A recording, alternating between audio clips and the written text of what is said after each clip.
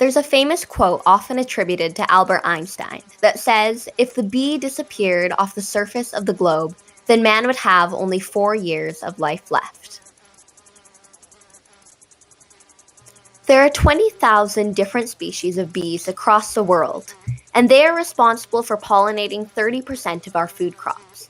It's for this reason that many say that bees are responsible for 1 in every 3 bites of food that we eat.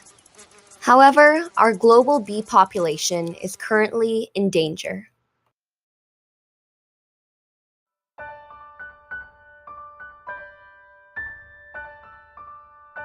There's several different reasons why our bees are currently struggling.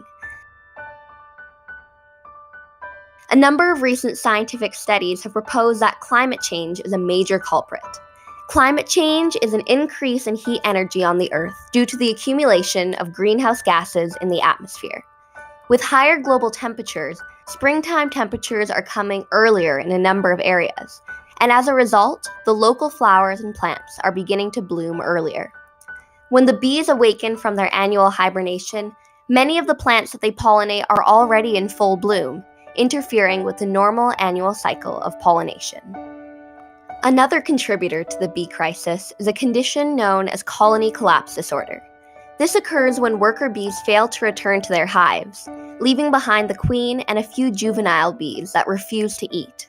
Eventually, these remaining bees starve themselves to death. Nobody quite knows what is causing CCD, but it is widely theorized that this disorder is caused by exposure to insecticides called neonicotinoids. A third issue is plant and habitat loss. With increased development and urbanization, bees have to travel further and further to find plants to pollinate. This is significant considering that bees must pollinate about 2 million flowers to produce just 1 pound of honey. So, what actions can we take in our own daily lives to help save the bees?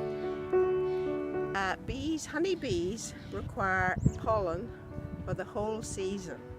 And so basically bees need flowers starting, well, from now. We have some flowers in the garden that start, and I mean it's amazing that bees are already out coming around. So you have the hellebores, which are out now, but there's a whole row of beautiful cherry trees there, blossoming cherry trees, not fruit cherry, and they are a mass of bees in the when they flower.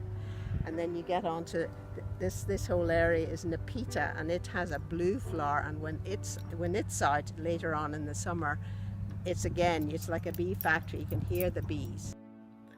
Additionally, we can even build our own beehives. So we have a lot of these mason bee houses.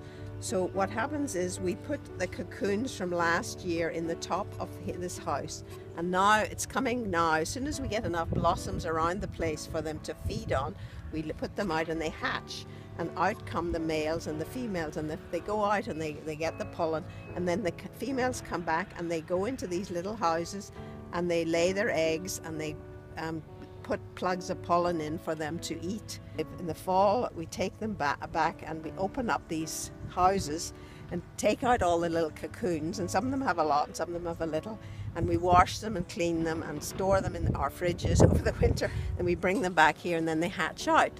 If each of us takes these steps, then we will be one step closer to saving the bees and protecting our food supply into the future.